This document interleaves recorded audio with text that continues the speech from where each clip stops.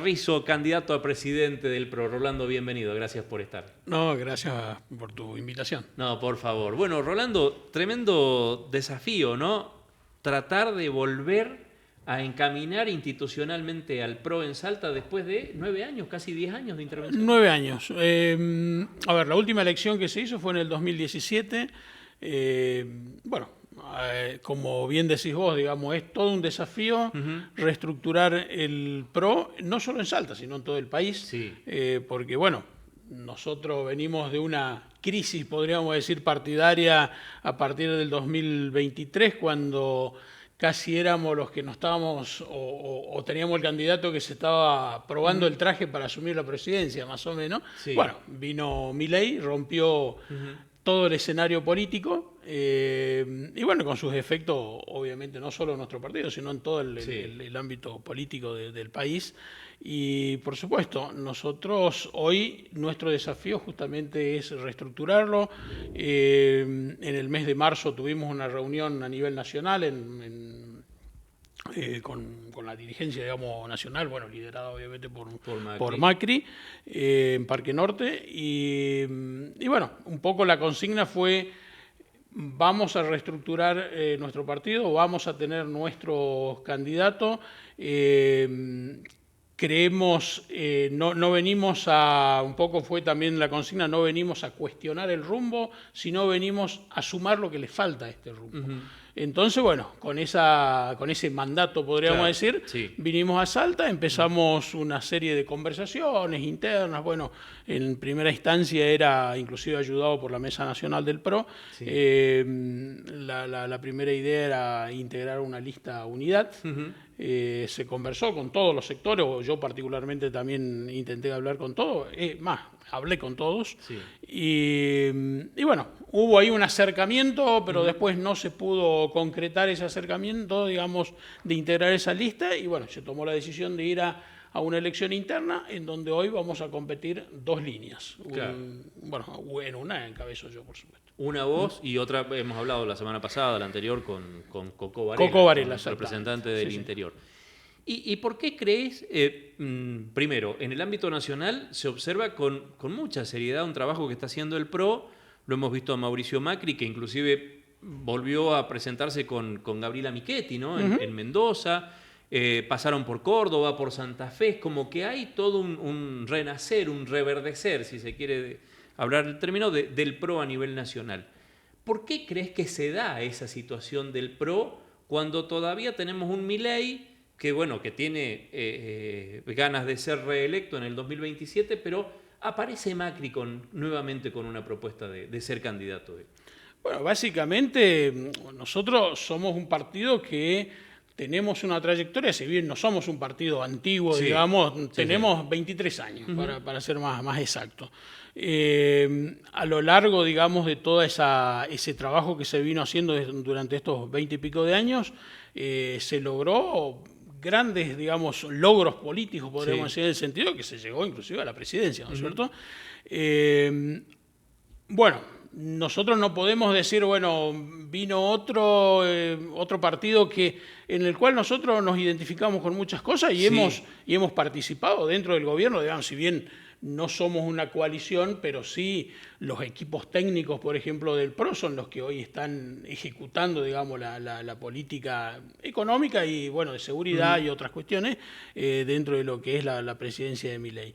Entonces, no somos un partido que bueno, nos fue mal en una elección, cerramos las puertas y nos vamos, sino de que tenemos que hacer una autocrítica porque hubo algún motivo por el cual no hemos logrado la presidencia en este caso, digamos en el 23, y bueno, hay que rearmar y volver a competir y bueno, y después se verá si uno hace una coalición, un acuerdo con alguien más, pero previamente nos tenemos que rearmar y reorganizar, que es un poco también el sentido de hacerlo en Salta. Vos decías, no viene el PRO, no viene a cuestionar el modelo, el gobierno de Milei, sino a complementarlo.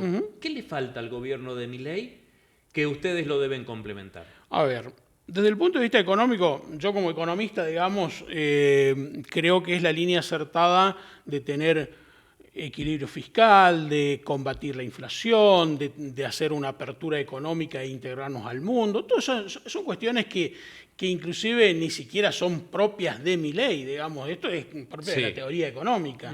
Entonces, eso está bien y nosotros apoyamos eso. Ahora ¿Cambiarían la forma en que se llega a eso? La forma, bueno, nosotros tuvimos una forma de intentar, digamos, estos objetivos que hoy está haciendo. Si miramos hoy, del 23 hasta acá, con lo que fue la presidencia de Mauricio Macri, vamos a encontrar muchas similitudes. Muchas similitudes, exactamente. El tema es que aquello era más progresivo exactamente, y esto es más de shock. Fue más de shock. Esta fue de shock, digamos, el primer día, creo que yo siempre digo, se resume toda la política económica cuando Milei asumió y dijo no hay plata. Eso fue lo que, inclusive por la circunstancia, no había otra forma de hacer un ajuste fiscal tan duro y tan contundente como lo hizo. ¿Por qué? Porque él dijo, no hay financiamiento, que fue diferente cuando asumió Macri. Macri fue, renegoció el default, digamos, porque estábamos en default, y se fue haciendo un ajuste gradual que inclusive se había puesto como un programa, digamos, de ir bajando ese déficit fiscal y, mientras tanto, ir financiando con endeudamiento. La semana pasada, hablando de esto de economía, y aprovecho tu presencia acá, porque el otro día Caputo dijo, que es uno de los miembros que estuvo en uno y en otro, dijo, con el gobierno de Macri lo que queríamos era lograr el equilibrio fiscal con crecimiento.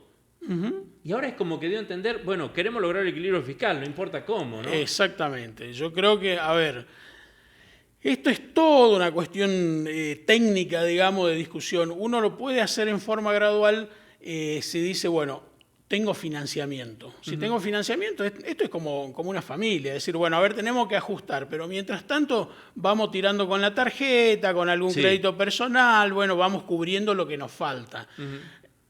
Ahora, si vos estás en el Veraz, en categoría 5, no hay más. Y no te queda otra cosa, entonces tenés que decir, bueno, se acabó todo acá, bueno, no comemos carne, comemos fideo.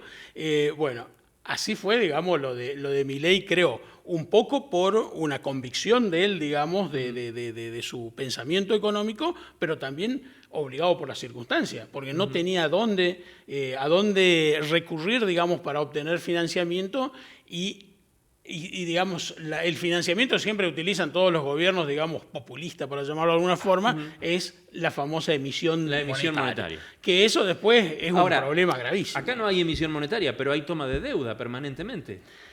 No, se hace digamos, se toma para pagar deuda y una parte... Ahora, vos economista, yo te pregunto, ¿esto se toma para pagar deuda? Yo estoy en una situación donde ya no tengo financiamiento, donde no me alcanza más el sueldo, donde tengo las tarjetas en el Veraz, donde tengo...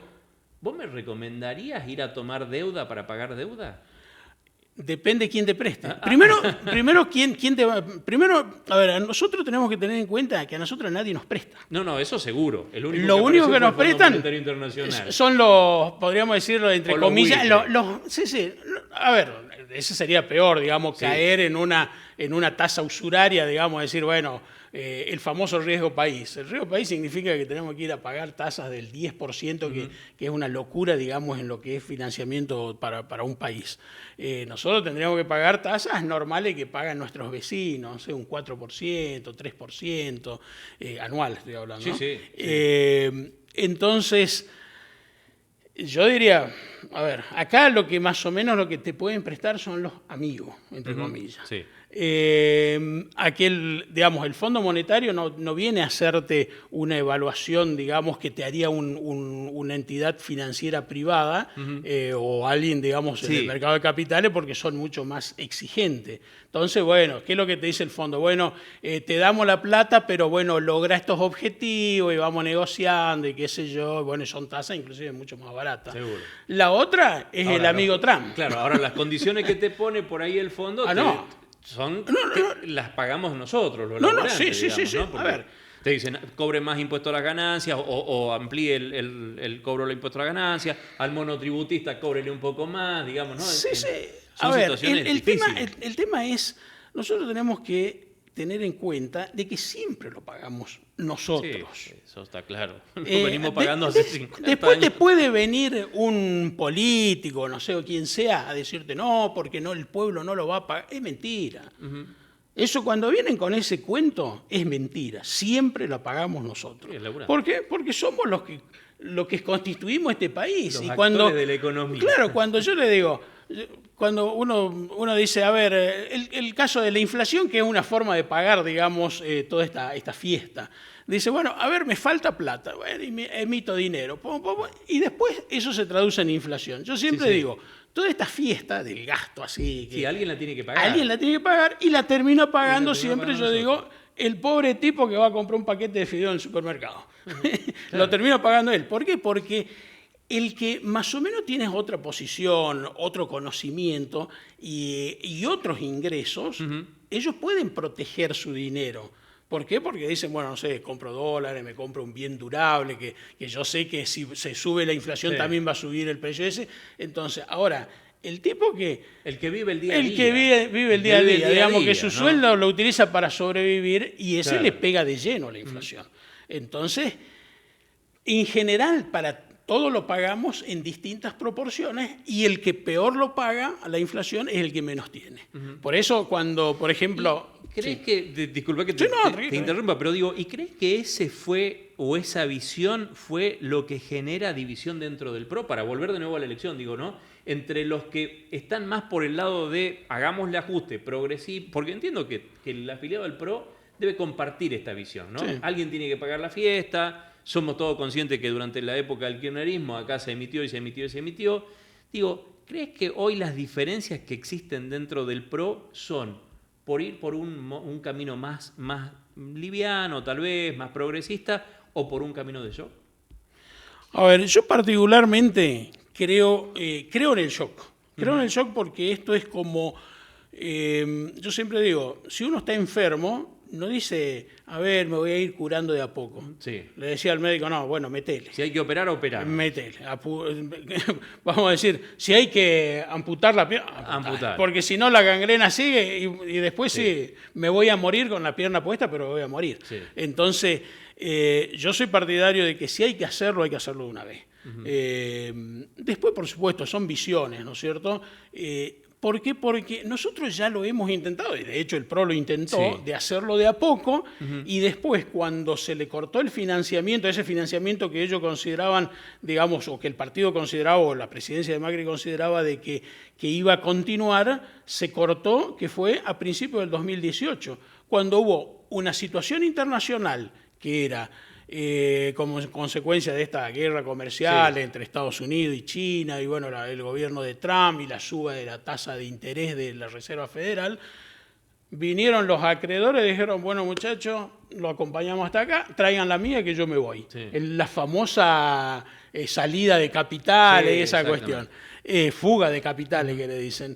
Fuga de capitales, el tipo que vino, puso y le dijo, mirá, yo te aguanto hasta acá y si la veo media jodida, tráeme la mía que yo me voy porque yo no tengo nada que ver con el quilombo este.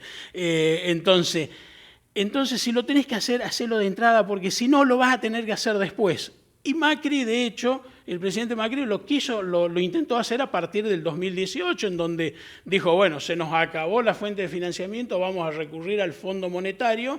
¿Y por qué tuvo que recurrir? Porque todavía las cuentas no le cerraban, porque si le cerraban no necesitaba ir a ese financiamiento y después la trató de ir y le iba resolviendo y esa recesión la tuvo que sufrir en el último año de su gobierno. ¿Y los resultados electorales cuáles fueron? Claro. Ahora, ese equipo es el mismo equipo que está ahora. Sí, ahora la decisión política es diferente. Macri era, por supuesto, pero él tenía una herramienta. ¿Vos crees que los resultados hoy son mejores que en aquel momento?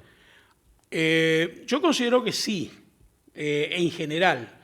Ahora, cuando con una Argentina que nos estamos muriendo de hambre, que está difícil, que no hay trabajo, o sea, hay indicadores, vos sos economista y sabés, los indicadores están marcando acá, empresas que se cierran, pérdidas de fuentes laborales y un financiamiento que no está llegando. De hecho, la Suipachense vuelve a producir, pero por capitales argentinos, no por capitales extranjeros. Bueno, ahí donde uno dice, a ver, el ajuste, vamos en 2 años y medio, ¿no es cierto? Más o menos del gobierno de Milei. El ajuste lo estamos sufriendo ahora, que es lógico, porque vos más o menos, haciendo números redondos de lo que se bajó, digamos, del gasto del Estado desde que asumió Milei, es más o menos un 30% de lo que era el presupuesto. Digamos, si gastábamos 100, ahora gasta 70. Uh-huh. En distintas partidas, bueno, en algunas fue más fuerte, otras más de menor, digamos, impacto, pero en general, en promedio, un 30%. Bueno, ese es dinero que deja de llegar al resto de la gente, y obviamente lo estamos sufriendo a esa situación. Ahora, ¿qué es preferible, hacerlo ahora o hacerlo el año que viene cuando están las elecciones? Entonces... Claro, bueno, eso es políticamente. Eso es políticamente, digamos, por eso. Exacto. Bueno, en algún momento lo vamos a tener que hacer. Por eso yo te decía, o lo hacemos ahora, o te cortan la pierna ahora, o te morís después. No sé. Entonces es complejo, digamos. Uno cuando estudia economía, el primer concepto que te enseñan, el primer concepto que te enseñan es asignación de recursos escasos. Uh-huh. ¿Cómo vamos a hacer con los recursos que son escasos y cómo lo vamos a utilizar? Entonces, lo utilicemos de la manera más eficiente, pero siempre es lo que hay. No es cuando uno empieza a fantasear y decir, hay que subirle a los jubilados, hay que subirle a las universidades. Sí, seguramente lo necesitan. La otra pregunta es, ¿y de dónde saco la plata? Bueno, ahí es donde empieza esa discusión política. Claro, ahí viene la otra cuestión, ¿no? Pero ¿de dónde saco la plata? Pero te das con causa Libra, con causa Adorni, con causa... A ver, bueno, ¿ahí dónde? Te das con una corrupción dentro del gobierno de Milei similar a la que había en el gobierno kirchnerista. Lo último que acaban de descubrir es la Fundación Faro, yo lo decía hace un rato, ¿no? Antes era Patria, en la época del kirchnerismo, ahora vemos Faro. Sí, a ver, ahí es donde nosotros empezamos nuestras diferencias. Ahí donde empieza a sacar lo violeta y empezar a volver al amarillo. Al amarillo, exactamente. Ahí donde nosotros, a ver, aparecen estas cuestiones. También, acá tenemos que separar también a veces lo que es la pelea política, el chicaneo político, porque el otro día escuchaba Adorni se compró 6 aire acondicionado. Bueno, ya entramos cuando vemos, no sé, esto que no es, digamos, del gobierno, pero lo de la AFA, que se compraron 50 autos de alta gama, ¿viste? Claro. Entonces, bueno, que a ver, corrupción es, si te afanaste de 100 o te afanaste de 10.000, es lo mismo, hay corrupción. Bueno, ahí es donde nosotros empezamos a diferenciar y también diferenciar lo que es el chicaneo político de lo que es la realidad. Entonces, bueno, apoyamos lo que es el equilibrio fiscal, apoyamos lo que es la integración al mundo y toda esta cuestión que hablaba, pero lo otro no. Entonces, bueno, ahí es donde empezamos a diferenciarnos. Bueno, eso es un poco el motivo por el cual el PRO dice, sí, tenemos que reconstruir, y no para romper lo que ya se hizo, sino para ver qué podemos sumar a lo que ya se hizo. Claro, construir sobre lo ya construido. Construir, creo que es lo que necesita la Argentina. No sirve de ir de que todos son fundacionales. Ahora, fíjate, ¿no? Hablamos de Mauricio Macri, y hay otra protagonista en esta historia, que además creo que vos te referenciás mucho con ella, que es Patricia Bullrich, ¿no? Sí. Y Patricia también empezó a tomar distancia del gobierno de Milei, ¿no? Bueno, ahí, por ejemplo, el último caso, que fue esto de retirar los pliegos de la designación de esta jueza. De la jueza Micheli. Que también hay que tener en cuenta que es una atribución del presidente retirar los pliegos. No es algo que está violando la Constitución o una cuestión. Ahora, políticamente, no está bien. Entonces, ahí empiezan las diferencias. Si vos dijiste en tu discurso como presidente, allá al principio de tu gestión, que no había que politizar la justicia y después te metés en esta... Exactamente. Bueno, ahí es donde son las diferencias. Nosotros, como te digo, en economía apoyamos, es más, lo que quisimos hacer, seguramente con otra intensidad, con otro ritmo, pero era lo que queríamos hacer. Que después, bueno, no terminó bien, podríamos decir, porque perdimos las elecciones, nos ganó un tipo que ofrecía la heladera llena. Sí, claro. Entonces, bueno, pero apoyamos en esto, ahora en estas cuestiones que son más puntuales, que a veces la gente no lo valora, pero esto se valora en el largo plazo. El tener instituciones, la justicia entre eso, de que sean objetivas, que sean profesionales, que sean... Eso tiene un gran valor en el tiempo, porque eso también tiene su repercusión económica. ¿Por qué? Porque dice, a ver, si yo voy a poner plata en un lugar, si vengo de afuera y la justicia medio como que se acomoda de acuerdo a lo vigente, y no, yo ahí no pongo, porque yo no sé cómo vos me hacías va. referencia recién, ¿no? A países vecinos nuestros, saquemos Bolivia en el medio, pero inclusive Chile, ¿no? Sí. Chile es un país que pasa de la izquierda a la derecha, que pasa permanentemente, pero que sin embargo su economía se mantiene. O Perú, ayer estaba definiendo Perú un balotaje entre la izquierda y la derecha, pero el Banco Central es inalterable. Bueno, ese es un tema, por ejemplo, volviendo al tema económico, que nos falta a nosotros. ¿Qué vamos a hacer con el Banco Central? Porque hoy está bien. Bueno, Milei lo iba a dinamitar. Lo iba a dinamitar. ¿Después se dio cuenta que no? Yo creo que sigue en su cabeza dinamitarlo. Por supuesto, está esperando el momento indicado, dinamitarlo en sentido... a ver, nosotros podemos tomar la decisión de no tener Banco Central, que sería la extrema que él dijo. Cerremos el Banco Central, vayamos a una competencia de moneda que se lo interpretó, digamos, una dolarización, es decir, bueno, tenemos dólares, punto, nosotros no podemos emitir dólares, así que nos vamos a manejar con los dólares que hay en la economía y terminamos con el problema de la inflación. Es una forma. ¿Por qué? Porque corremos el peligro de que si... Hoy la garantía, digamos, de la no emisión monetaria es Milei. Mañana Milei no está y puede venir cualquier loquito y empieza de vuelta con la emisión monetaria. Entonces, es un tema. ¿Qué vamos a hacer? O vamos a un sistema, digamos, que no... A ver, Europa, para tomar, que nosotros tomamos algunas referencias. Europa, los países... No sé, España no tiene su banco central. No, claro. Ellos tienen... Claro. Un banco central europeo claro. que, digamos, el euro es para todos los países. ¿No sería el camino nuestro ir a un mercado común del sur? Tenemos el Mercosur con Brasil, que es nuestro principal socio. Es complejo. Porque sí, claro. Es complejo porque no es solo decir, bueno, vamos a tener la misma moneda. Detrás de eso tenemos que ponernos de acuerdo con las políticas fiscales. Obviamente. Ahora que nos pongamos de acuerdo con los brasileños, que también tienen un gasto, porque Brasil también es un país grande, importante, no sé, relativamente a lo que es Argentina, pero también tiene sus bolonquis fiscales terribles. Ahora, ¿cómo hacernos para sentarnos encima con los problemas nuestros? Nos vamos a sentar con los problemas. Aparte nos metimos en un tema que no... En realidad... vamos a la interna. Rolando está como candidato a presidente del PRO. No, pero siempre pasa así, ya estoy acostumbrado. A ver, la economía siempre es un tema, digamos, que digamos, da mucho para hablar. Exactamente. Bueno, pero volviendo acá, 21 de junio hay que definir. ¿Por qué hay que votarlo a Rolando? ¿Qué es lo que propone Rolando para el PRO en Salta? Mira, te voy a hacer un poquito de historia media cortita de lo que te decía hace un rato, digamos, de reorganizar el partido, estas cuestiones, quisimos ponernos de acuerdo entre todos, digamos, tuvimos varias reuniones por Zoom, presencial, bueno, para llegar a un acuerdo. Hubo una lista, digamos, la que lidera Coco Varela, entonces, que yo fui la segunda persona, el segundo dirigente con la que yo hablé. Me fui una vez, la llamé, mira, mañana estoy en Salta, bueno, nos juntemos, tomamos un café, qué sé yo. Y le planteé, mira, ¿por qué no ponemos a trabajar? Le digo, nosotros que somos los nuevos, digamos, no de edad, sino nuevos dentro del PRO, porque yo estoy hace 4 o 5 años y ella también.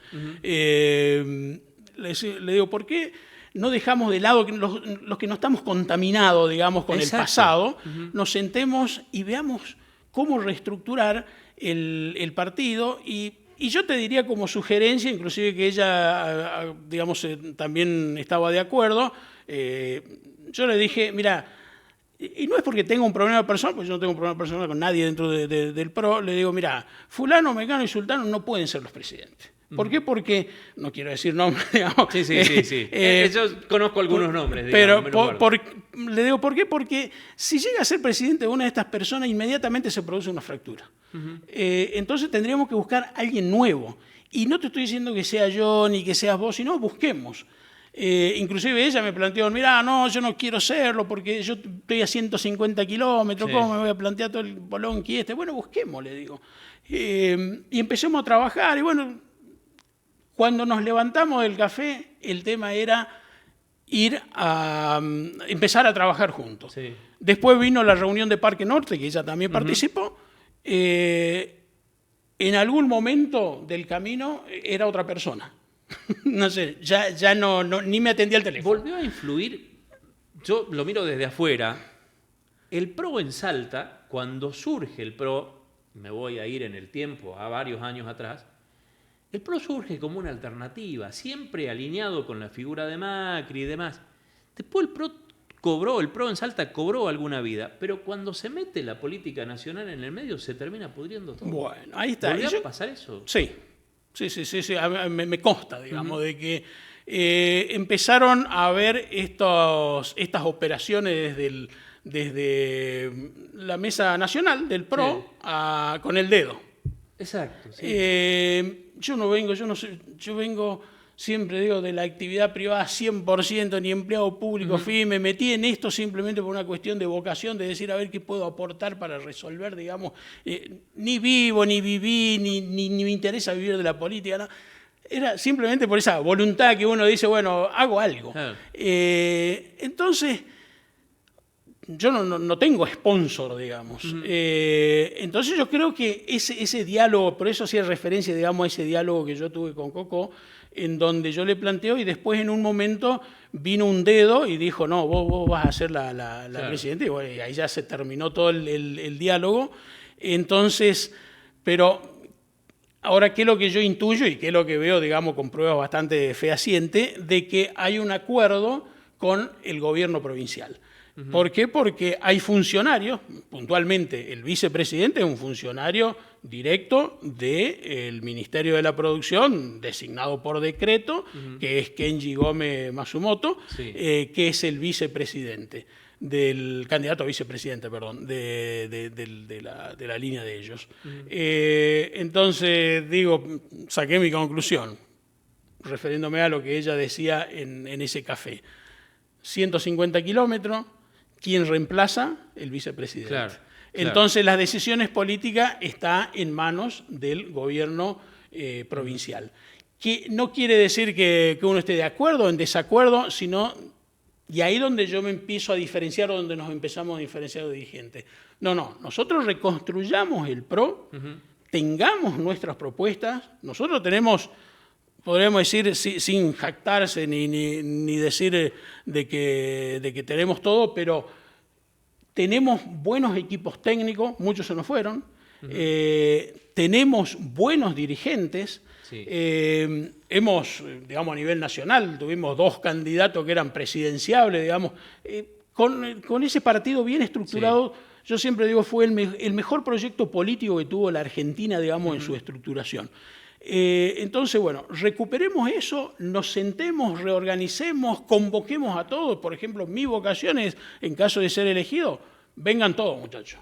Yo no tengo nada que ver con sus peleas, vengan todos, vamos a ver cómo trabajamos, rearmemos. Y una vez que tengamos nuestra propuesta y se la presentemos a la sociedad, en temas económicos, ese tema que a mí tanto me fascina, pero en temas sociales, humanos, de desarrollo en cuanto a la educación, a la salud, a la vivienda, temas que tienen que ver con la infraestructura que tanto nos falta, y después las cuestiones institucionales. Acá nosotros tenemos graves problemas institucionales en la provincia, tenemos que tener propuestas para resolver esos temas.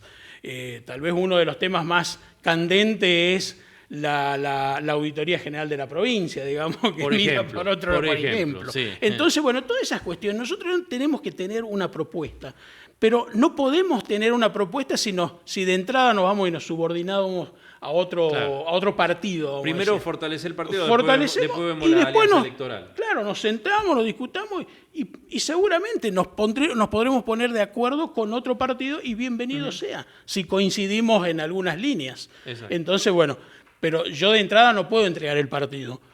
Entonces, bueno, ahí donde nos empezó a diferenciar, no nos pusimos de acuerdo, inclusive hubo una oferta concreta a Coco, decía, vos andate como presidenta y Rolando vaya como vice. Claro. No. unifiquemos la lista. No, así fue, no contundente, no porque ya está O sea que designado. Al 21 de junio hay que ir a Al 21 de junio hemos pedido, el día jueves de la semana pasada, hemos pedido a la Junta Electoral que revea el tema de la fecha, con la posibilidad de pasarlo al 28, por el tema del Día del Padre, el 21, Sí. ya es complejo que la gente vaya a votar. Ya, de por sí, claro. Yo digo, Si tenés en el medio del Día del Padre, más el Mundial, Sí. y no somos algo atractivo, digamos, como para que la gente vaya. Hoy por hoy la Entonces, política está difícil. exacto, entonces pedimos, pero hasta el momento es el día 21, se vota acá en la ciudad de Salta, se vota en Tartagal, se incorporó una mesa en Rosario de la Frontera, también hemos pedido que se incorpore Orán y Chicuana, porque Claro. ahí está más o menos en eso, De está acuerdo el al padrón, ustedes más o menos el saben dónde 90% del padrón está ahí. Bueno, ojalá sea un buen resultado. Ojalá haya participación. Lo fundamental Sí, es eso, que haya fundamental, participación fundamental. y que sea el afiliado. Sí, que sea el afiliado. Y yo creo que no hay que bajar la persiana a la posibilidad de una unificación. Yo creo que los partidos no están en condiciones de tener 2, 3, 4 líneas. Me parece que es el momento No, de yo por trabajar eso juntos. te hacía referencia hace un rato. Para mí, en caso de que yo sea elegido, lo primero es decir, vengan todos. Y ahí trabajemos. Bueno, Rolando, gracias por estar. No, gracias por en tu cualquier invitación. momento te llamamos, pero para hablar de Por- economía, por- que es más interesante. Bueno. 9 de la mañana, 45 minutos. Me dicen que ya está Edgardo.